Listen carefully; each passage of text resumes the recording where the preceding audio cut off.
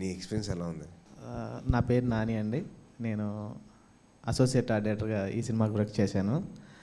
అయితే నేను ఈ సినిమాకి చేయకముందు నేను హనుమాన్ సినిమా చేస్తున్నాను, అది అయిపోవచ్చింది. అయితే నాగేంద్ర గారు నాకు ఫోన్ చేసి, నాని ఇలా సాయి ధర్మతేజ గారు సినిమా చేయాలి మన కార్తిక్ గారు ఎస్విసిసి అంటే ఓకే సార్ అనేసి నేను ఆఫీస్కి వెళ్ళను అనేసి మరుసటి రోజు ఆఫీస్కి వెళ్ళండి.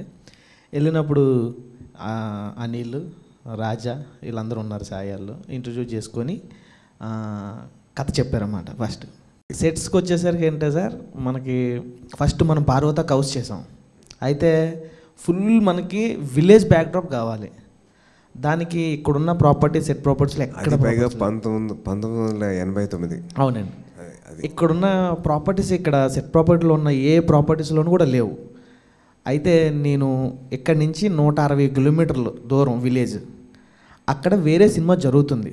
అయితే నాగేంద్ర గారు నాకు ఫోన్ చేసి, నాని ఇక్కడ మనకు కావాల్సిన ప్రాపర్టీస్ కొన్ని ఉన్నాయి విలేజ్లో, ప్రతి ఇంటికి వెళ్ళి ఏదో ఒక ప్రాపర్టీ కలెక్ట్ చేసుకుంటే మనకు ఉపయోగపడుతుంది అనేసి అంటే, నేను పర్సనల్గా కంపెనీకి కూడా తెలియకుండా నేను వెళ్ళి ఆ ఊరు 160 కిలోమీటర్స్ అండి ఇక్కడ నుంచి వెళ్ళి అక్కడ ప్రాపర్టీ, అక్కడ ఒక 500 వాళ్ళకి మొత్తం ఒక 70,000 పెట్టి మొత్తం ప్రాపర్టీ కలెక్ట్ చేశాను. పెద్ద పెద్ద కుండలు మనం దానికి సంబంధించి. అది హౌస్ అంత బాగా రావడానికి కారణం ఏంటంటే ఆ విలేజ్ వెళ్ళి ప్రాపర్టీ కలెక్ట్ చేయడం వల్ల హౌస్ అంత బాగా వచ్చింది. మిగతా సెట్లు అంటే మీరు చూసిందే అన్నీ భయపెట్టే సెట్.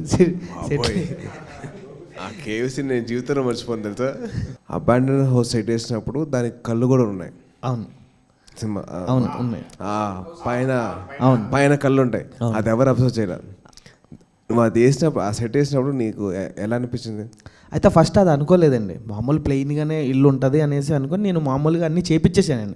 నాగేంద్ర గారు బయటికి వెళ్ళి వచ్చేలోపు నేను అన్నీ చేపిస్తే, లేదు మనకి ఇలా కావాలి, ఒక ఐలాగా కావాలి అనేసి అప్పటికప్పుడు స్కెచ్ చేసి ఇలా కావాలని చెప్తే అప్పుడు దాన్ని మళ్ళీ మార్చి చేయాల్సి వచ్చిందండి. మళ్ళీ దాని ఆ పాతకాలం ఇల్లుతో అక్కడ చేశారు. అవునండి. సూపర్.